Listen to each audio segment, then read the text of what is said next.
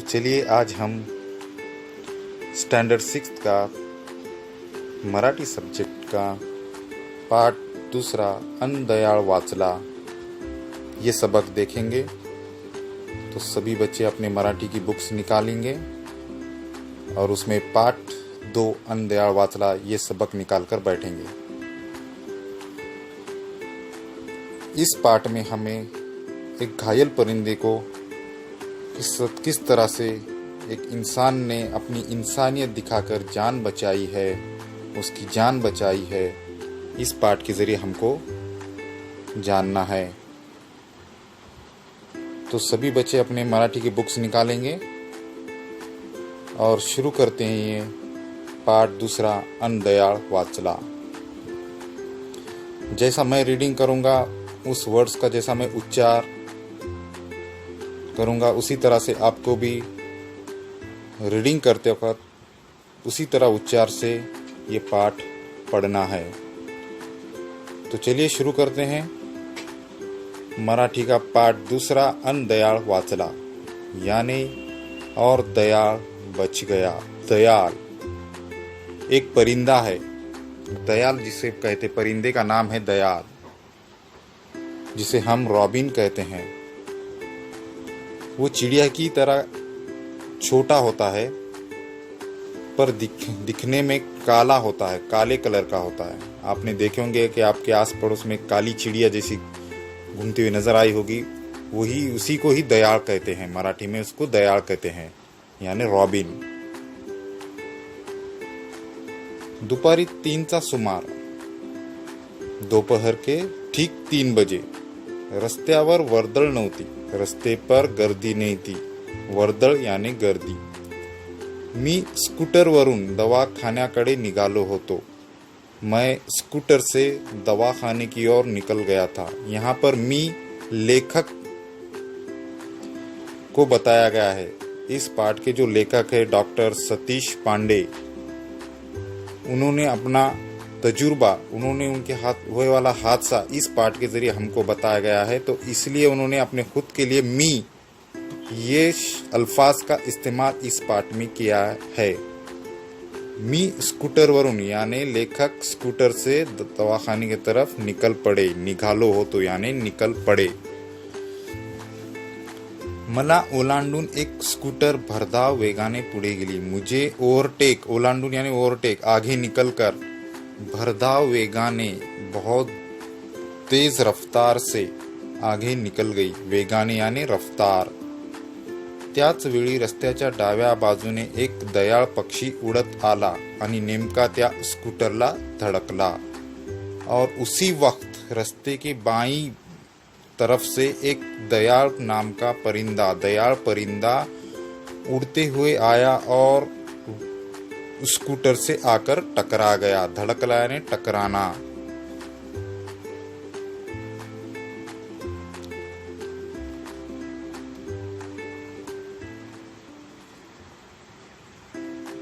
तापलेल्या डांबरी रस्त्यावर मधोमध क्षणात कोसळला। तापलेल्या यानी गरम, डांबरी यानी डांबर का जो रास्ता होता है वो, अब दोपहर का वक्त था तो तेज धूप होती है, उस धूप में वो रास्ता कैसा गर्म हो चुका था। मधोमध क्षणात कोसळला, मधोमध यानी बीचों बीच, क्षणात पल भर में ही कोसळला यानी नीचे गिर गया।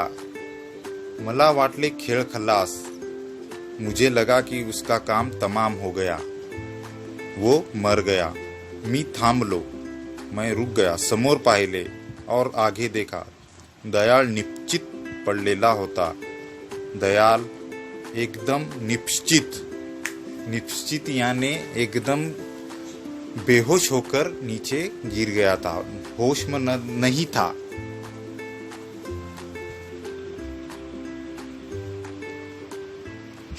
शेजारच्या बस थांब्यावरील काही माणसे रस्त्यावर पडलेल्या दयाळ पक्षाकडे त्रयस्थपणे उभी पाहत होती। शेजारच्या यानी आस पड़ोस के, बस थांब्यावर बस स्टेशन पे कुछ लोग रास्ते पर गिरे हुए उस दयाल पक्षी के तरफ त्रयस्थपणे यानी बेचैन नजरों से उसे खडे होकर देखते ही रह रही थी। त्या माणसाची आणि माझी ही थंड अलिप्तता पाहून मला स्वतःचीच शरम वाटली। उन लोगों की और मेरी ठंड अलिप्तता यानी कोई हरकत ना करना, खामोशी से सिर्फ नजरें लगाकर देखना, ये हरकत से मुझे खुद की शर्म आने लगी। आणखी काही दयाळ रस्त्यावर उतरले होते और कुछ और दयाल पक्षी परिंदे उस मरे हुए दयाल को देखकर रस्ते पर नीचे उतर गए। 3 कावळे तारेवर बसले होते। कावळे यानी कौवा तारेवर बसले होते, तार पर बैठे हुए थे। पडलेल्या त्या दयाळाचा जणू फडशा पाडण्यासाठी गिरे हुए उस दयाल पक्षी का यानी परिंदे का फडशा पाड़ने यानी उसको मारने के लिए, उसको खाने के लिए वो तैयार ही थे। ज्या अर्थी कावळ्यांनी अजून दयाळाला उचलले नव्हते, जिस मतलब से कौवों ने उस दयाल को उठाया नहीं था, त्या अर्थी उसी मतलब से दयाळ खरेच मेला आहे किंवा कसे हे पाण्याची संधी होती, उसी मतलब से दयाल सच में मरा है।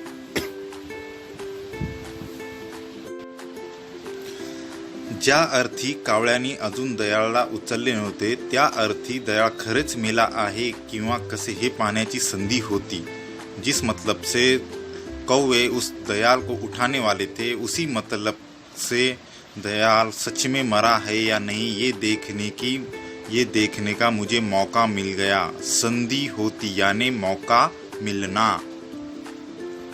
मी दयाळाजवळ गेलो व त्याला हातात घेतले आणि अहो काय आश्चर्य, मैं दयाल के नजदीक गया और उसको हाथ में लिया और अचंबे से देखता हूं तो क्या, आश्चर्य यानी अचंबे से। दयाळाने हळूच चोच हलवली। दयाल जो परिंदा है उसने हल्के से, हळूच यानी हल्के से, चोच हलवली, चोच यानी चोच, हलवली यानी हिलाई। मी त्याला रुमालात गुंडाळून माझ्या स्कूटरच्या डिक्कीत ठेवले आणि दवाखान्यात घेऊन आलो। मैंने उसको रुमालात यानी रुमाल में गुंडाळून यानी लपेटकर माझ्या स्कूटरच्या डिक्कीत ठेवले, डिक्की में उसको रख दिया और आणि दवाखान्यात घेऊन आलो और दवाखाने में लेकर आया। त्याला चोचीतून औषध पाजले आणि एका छिद्र असलेल्या हवेशीर पुठ्ठ्याच्या डब्यात ठेवले। उसको चोच में से औषध पाजले, औषध यानी दवाई पिलाई, औषध यानी दवाई, पाजले यानी पिलाना, आणि एका छिद्र असलेल्या हवेशीर पुठ्ठ्याच्या डब्यात, छिद्र यानी सुराख, छेद, जैसे छेद हुआ छेद वाले डब्बे में उसको रख दिया। अब छेद वाले डब्बे में रखने का मतलब उसका ये है कि उसमें से उसके लिए हवा आना चाहिए और जाना चाहिए। ऐसे पुट्ठे यानी पुट्ठा जो होता है ना बॉक्स, उस बॉक्स के अंदर उसने रख दिया उसको, जो छेद थे, ताकि उसमें उसको हवा मिलती रहे और वो हवा जाती भी। ऐसे डब्बे में उस दयाल पक्षी को लेखक ने रख दिया। लेखक है अपने डॉक्टर सतीश पांडे। सुमारे 2 तासांनी माझे काम संपले। सुमारे 2 तासांनी माझे काम संपले। ठीक 2 घंटों के बाद मेरा काम खत्म हो गया। सुमारे का मतलब यहाँ पर ठीक होता है। डब्यात डोकावून पाहिले। मैंने उस डब्बे में झुककर देखा। डोकावून पाहिले यानी झुककर देखना। तर मला दयाळ पक्षी उभा राहिलेला दिसला। तो मुझे उस डब्बे में दयाल परिंदा खड़ा हुआ नजर आया। मग मी त्याला घरी घेऊन आलो। फिर मैंने उसको घर लेकर आया। रात्री त्याला ग्लुकोजचे पाणी पाजले आणि फळाचा गर खाऊ घातला। रात को मैंने उसको ग्लूकोज का पानी पिलाया और फळांचा गर यानी फलों के अंदर का जो मगज होता है वो उसको खिलाया, खाऊ घातला यानी खिलाना। रात्रभर दयाळाला छिद्रे पाडलेल्या डब्यातच एका सुरक्षित जागी ठेवले। रातभर मैंने उसी बॉक्स में, जिस बॉक्स में छेद करे हुए थे, सुराख करे हुए थे, उसी डब्बे में मैंने एका सुरक्षित जागी ठेवले, एक हिफाजत भरी जगह पर रख दिया। सुरक्षित यानी हिफाजत भरी। सकाळी माझी चाहूल लागताच डब्यातून दयाळाच्या पंखांच्या फडफडाटाचा आवाज कानावर आला। सकाळ यानी सुबह, सुबह माझी चाहूल लागता, सुबह मेरी चाहूल, चाहूल यानी उसको मेरा एहसास होते ही डब्यातून दयाळाच्या पंखांचा फडफडाटाचा आवाज कानावर आला। डब्बे में से दयाल के परों का फड़फड़ाता आवाज, फड़फड़ाटाचा आवाज यानी जब परिंदा उड़ता है तो उसके पर उड़ते टाइम एक दूसरे से टकराते हैं, पर दोनों परों के बीच जो आवाज होती है उसको फड़फड़ कहा जाता है। तो ये फड़फड़ा का आवाज उसके कान पर आया। जैसे ही लेखक उस डब्बे के पास आया तो उसका एहसास होते ही दयाल पक्षी ने अपने पर फडफडाए। तो आवाज ऐकून मला किती बरे वाटले म्हणून सांगू नको। वो आवाज सुनकर मुझे इतना अच्छा लगा। खरे तर दयाळाला निसर्गाने मधुर आवाजाची देणगी बहाल केली आहे। सच कहे तो दयाल को कुदरत ने मधुर यानी मीठे आवाज की देणगी यानी आवाज की देन दी है। बहाल केली यानी देना, देन यानी देन। पण काल दुपारपासून दयाल पक्षाने एकही लकेर गायली नव्हती। पर कल दोपहर से ही दयाल पक्षी ने, दयाल परिंदे ने एक ही लकेर गायली नहीं थी, एक ही मीठी सुरीली आवाज नहीं गाई थी। दयाल परिंदा जो होता है रॉबिन, वो मीठी सुरीली आवाज से गाता है। उसकी मीठी सुरीली आवाज कानों में अच्छी तरह से गूंजती है और वो अपने को पसंद भी आती है। तो दोपहर से ही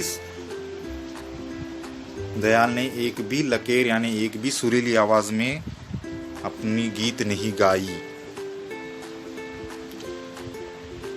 दयाळाला हातात घेतल्यावर मला त्याच्या पंखामध्ये ताकद आल्याची खात्री झाली। दयाल को मैंने अपने हाथ में लेते ही मुझे ऐसा महसूस हुआ कि उसके अंदर अब ताकद आ चुकी है। दयाळाला हातात घेतल्यावर मला त्याच्या पंखामध्ये, परों में ताकद यानी ताकद आल्याची खात्री झाली। खात्री यानी वो श्योर हो गया कि अब इसके अंदर उसकी उड़ने की ताकत आ चुकी है। दयाळाच्या काळ्या जांभळ्या पंखावर तेज आले होते। अब दयाल जो परिंदा होता है उसका कलर मैंने तो आपको पहले ही बताया कि काले कलर का होता है। काले और जामुनी कलर के उसके पंख होते हैं।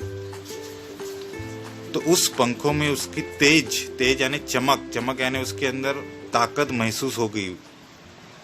जो मुरझाए गए थे उसके पर वो अब तेज से चमक उठे थे। काळ्या जांभळ्या, दयाळाच्या काळ्या जांभळ्या यानी काले और जामुनी कलर के पंखावर यानी परों पर तेज चमक आले होते, तेज आई थी, चमक आई थी।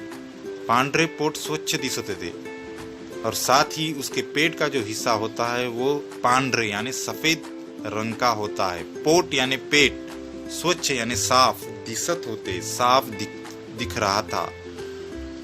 डोळ्यात चमक होती, आंखों में चमक थी। तो मान हलून कानोसा घेत होता। वो अपनी गर्दन हिलाकर आवाज का जायजा ले रहा था। कानोसा लेना यानी जायजा लेना। तो उड़ून जायला तयार होता, तो उड़ने के लिए तयार था। मी दयाळाला अलगद ओंजळीत धरून गच्चीवर आणले। मैंने दयाल को अलगद यानी आहिस्ता से, ओंजळीत याने दोनों हाथों की मुट्ठी में धरून गच्चीवर आणले, पकडकर गच्ची पर ले आया. हलकेच ओंझळ उघडली और हल्के से ओंझळ दोनों हाथों की मुट्ठी खोली. दयाळ पक्षी सहज उडून समोरच्या शिरीषाच्या झाडावर बसला. जैसे ही मैंने दोनों हाथों की मुट्ठियां खोली, दयाल परिंदा सहजपणे याने आहिस्ता से ही एकदम से ही उड़ के समोरच्या शिरीषाच्या झाडावर, सामने के शिरीषच्या झाडावर, शिरीष एक पेड़ का नाम है जिसे हम सिरस के पेड़ से जानते हैं, उस झाड़ पर जाकर बैठ गया.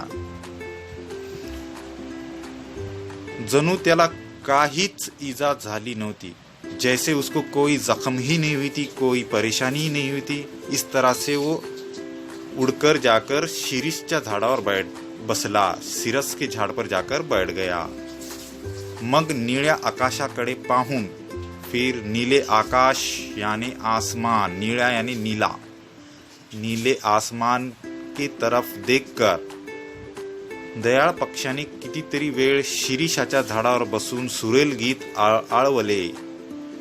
नीले आसमान की तरफ देखकर दयाल परिंदे ने कितने तो भी वक्त शिरीषाच्या झाडावर, सीरस के झाड़ पर बैठकर सुरेल गीत यानी मीठी गीतें आळवले यानी गाई.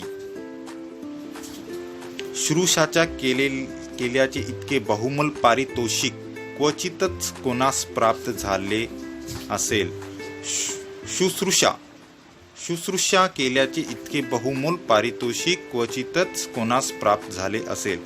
शुश्रूषा याने सेवा यानी खिदमत, केल्याचे इतके बहुमोल, खिदमत करने के इतने बहुमोल यानी जिसका मोल ही नहीं होता.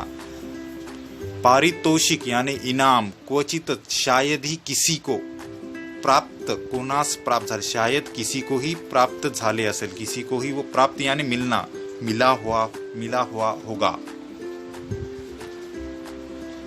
इस परिंदे की जान बचाकर जो खिदमत कर जो बहुमूल इनाम इस लेखक को मिला हो, वो शायद ही किसी को मिला होगा, ऐसा यहाँ पर लेखक अपने को बताते हैं. लेखक डॉक्टर सतीश पांडे अपने को बताते हैं कि किस तरह से उन्होंने दयाल परिंदे की जान बचाई और उसकी जो खिदमत की, उस खिदमत से उनको जो इनाम मिला, वो इनाम शायद किसी को ही मिला होगा, ऐसा वो सोचते हैं.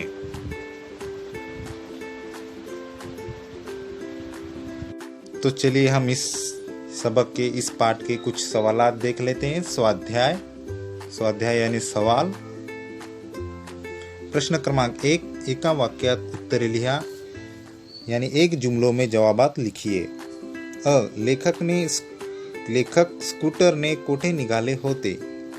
लेखक स्कूटर लेकर कहाँ जा रहे थे. उत्तर, लेखक स्कूटरने दवाखान्यात निघाले होते. यानी लेखक स्कूटर लेकर दवाखाने की ओर जा रहे थे. रस्त्याने जाताना कोणती घटना घडली. रास्ते से जाते वक्त कौन सा हादसा हो गया. उत्तर, भरधाव वेगाने जाणाऱ्या एका स्कूटरला दयाळ पक्षी धडकला व रस्त्याने निश्चित पडला. याने जोरदार रफ्तार से जाने वाली एक स्कूटर को दयाळ पक्षी आकर टकराया और रास्ते पर बेहोश होकर गिर गया. माणसे दयाळ पक्षाकडे कोणत्या भावनेने पाहत होती. याने लोग दयाळ पक्षी की ओर कौन से जज्बाती भरे नजरों से देख रही थी. उत्तर, माणसे दयाळ पक्षाकडे त्रयस्थपणे व अलिप्तपणे पाहत होती. जवाब है, माणसे दयाळ पक्षाकडे त्रयस्थपणे व अलिप्तपणे पाहत होती. याने लोग दयाल पक्षीकडे बेचैनी नजरों से और कोई हरकत नहीं करते हुए ऐसे ही ठंडे खड़े होते हुए उस नजरों से उस दयाल पक्षी की तरफ देख रही थे। 3 कावळे तारेवर कशासाठी बसले होते? यानी 3 कौवे तार के ऊपर किस लिए बैठे थे? उत्तर यानी जवाब, जखमी झालेल्या दयाळाचा फडशा पाडण्यासाठी 3 कावळे तारेवर बसले होते। यानी जख्मी हुए वाले दयाल पक्षी को खाने के लिए 3 कौवे तार के ऊपर बैठे हुए थे। लेखकाने दयाळाला कोठे नेले? याने लेखक ने दयाळ को कहाँ ले गए थे? उत्तर यानी जवाब, लेखक ने दयाळ को दवाखाने में लेकर गए थे।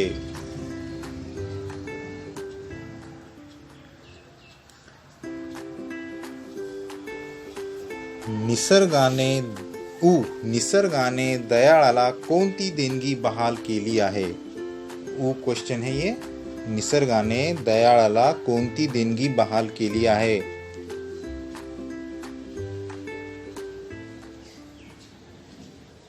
जवाब, उत्तर, निसर्गाने दयाळाला मधुर आवाजाची देणगी बहाल केली आहे। जवाब है निसर्ग यानी कुदरत ने दयाल को मीठी आवाज की देनगी यानी देन दी है।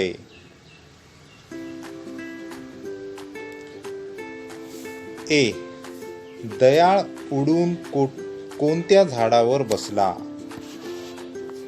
यानी दयाल उड़कर कोणते झाड़ के ऊपर जाकर बैठ गया? उत्तर यानी जवाब,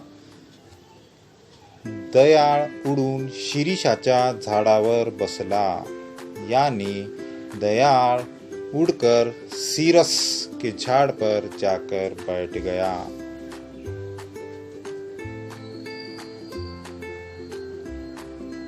अब देखते हैं क्वेश्चन नंबर 2 यानी सवाल नंबर 2। प्रश्न क्रमांक 2, समानार्थी शब्द लिहा। यानी एक जैसे अल्फाज वाले उसके मतलब वाले अल्फाज लिखना है। वर्दळ यानी गर्दी, उसका समानार्थी अल्फाज होता है, शब्द होता है रहदारी यानी गर्दी ही। मधुर यानी मीठा, उसका समानार्थी शब्द होता है गोड यानी मीठा। पक्षी यानी परिंदा, उसका समानार्थी शब्द होता है पाखरू यानी परिंदा ही। आकाश, उसका समानार्थी शब्द होता है आसमान। आकाश यानी आसमान और आकाश का समानार्थी शब्द होता है आभाळ यानी आसमान ही। झाड़ यानी पेड़, उसका समानार्थी शब्द होता है वृक्ष यानी ही पेड़। ये प्रश्न क्रमांक 2 के हमने समानार्थी शब्द देख लिए हैं। तो चलिए आप प्रश्न क्रमांक 3 देखते हैं, विरुद्धार्थी शब्द। प्रश्न क्रमांक 3, विरुद्धार्थी शब्द लिहा। यानी विरुद्ध यानी उसके खिलाफ आने वाली अल्फाजें लिखना है। जो अल्फाज दिए गए हैं उसके खिलाफ वाली अल्फाजें एंड अपोजिट वर्ड्स जिसको हम बोलेंगे।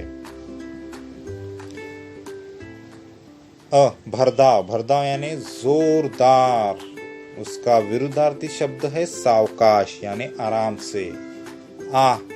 स्वच्छ, उसका विरुद्धार्थी शब्द है अस्वच्छ, स्वच्छ साफ, अस्वच्छ यानी गंदा। सुरक्षित यानी हिफाजत, उसका विरुद्धार्थी शब्द है असुरक्षित यानी हिफाजत से ना होते हुआ।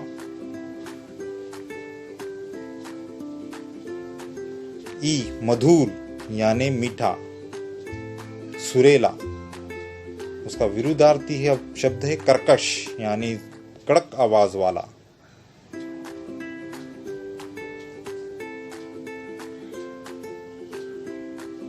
उसी तरह से प्रश्न क्रमांक 4 देख लेते हैं। खाली प्रसंगी तुम्ही काय कराल, यानी नीचे दिए गए हालातों में आप क्या करेंगे। इस सवालों को आपको अपनी अपनी अल्फाजों में लिखना है आपके नोटबुक में। और ऊपर दिए जो अभी तक हमने जो सवालात देखे हैं उनको भी आपको अपने नोटबुक में लिखना है।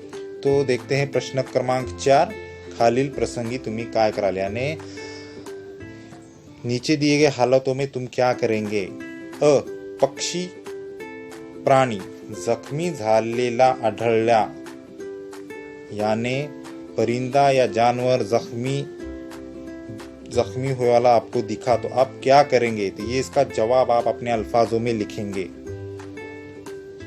दारात कुत्रा थंडीने कुडकुडत आहे, यानी दरवाजे में कुत्ता थंडीने काप रहा है।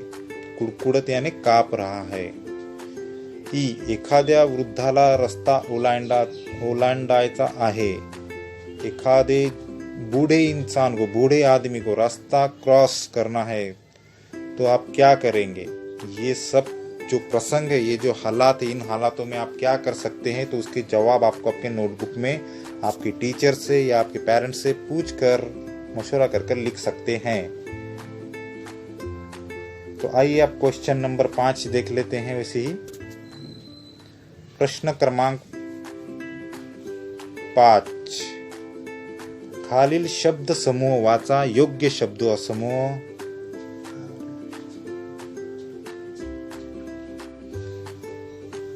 योग्य शब्द समूह वापरून खालील वाक्य पुन्हा लिहा। प्रश्न क्रमांक 5, यानी नीचे दिए गए जो अल्फाज हैं वो अल्फाजों का इस्तेमाल करके वो जो फिलिंग द ब्लैंक्स है उनको अपने को पूर्ण करना है, यानी खाली जगह है वो पूरे करना है अपने को। निपचित पडणे, चाहूल लागणे, त्रयस्थपणे वागणे, कानावर येणे, कानोसा घेणे, फड़शा पाड़ने। इन अल्फाजों का इस्तेमाल करके नीचे के जुमलों को पूरा करना है उन खाली जगहों में भरकर। इसमें पहला है कुत्र्याच्या पिल्लाचा मोडलेला पाय बांधून आणल्यावर तो पडला होता।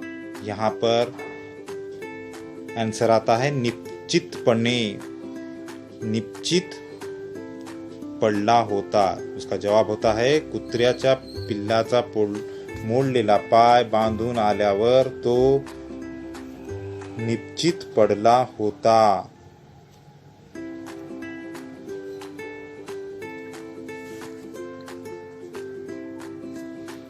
माझा जिवलग मित्र पण तो सहेलीमध्ये माझ्याशी वागत होता, यानी मेरा खास दोस्त मेरे साथ सहेली में यानी ट्रिप में मेरे साथ माझ्याशी, यहाँ पर डैश डैश दिया है, खाली जगह दिए, वागत यानी रहता था, वागत होता यानी मेरे साथ हरकतें कुछ अलग करता था। तो उसके अंदर उसका जवाब आएगा अपना त्रयस्थपणे। यहाँ पर आता है उसका जवाब माझा जिवलग मित्र पण तो सहलीमध्ये माझ्याशी त्रयस्थपणे वागत होता था। गुरुजीने सांगितलेल्या कामाचा आम्ही पाडला। खाली जगह है यहाँ पर, गुरुजी ने सांगितलेल्या कामाचा आम्ही खाली जगह पाडला। अब यहाँ पर जवाब क्या आएगा, गुरुजीने सांगितलेल्या कामाचा आम्ही फडशा पाडला। इसका जवाब यहाँ पे आएगा फडशा। दंगा मस्ती करत असलेली मुले शिक्षिका येण्याची लागतात चुप झाली। क्वेश्चन है, दंगा मस्ती करत असलेली मुले शिक्षिका येण्याची खाली जगह लागतात चुप झाली। यहाँ पर उसका जवाब ऐसा आएगा, दंगा मस्ती करत असलेली मुले शिक्षिका येण्याची चाहूल लागतात चूप झाली। पू देख लेंगे क्वेश्चन।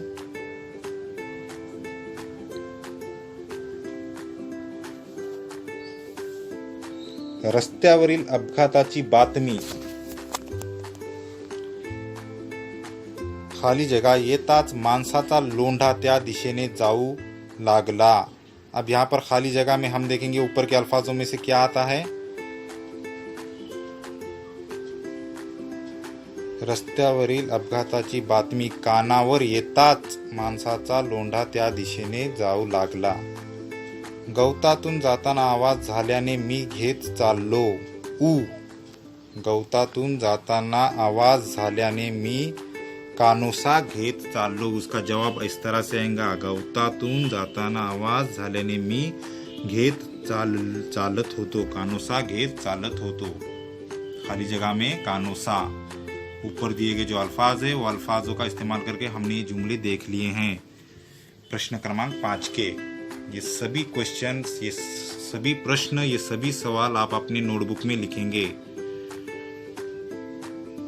प्रश्न क्रमांक 6 देख लेते हैं इसी तरह से। दयाळ पक्ष्याला सुरेल आवाजाची देणगी लाभली आहे।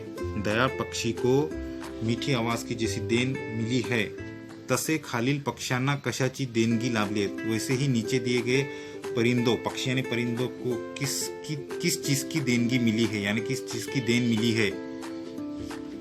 शिक्षकांच्या मदतीने माहिती करून घ्या बोलिया। ये आप अपने टीचर से इसकी माहिती यानी इसकी मालूमात निकाल कर अपने अपने नोटबुक में लिखेंगे।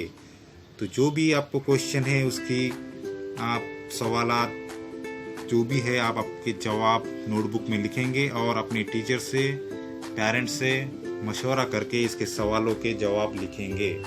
शुक्रिया।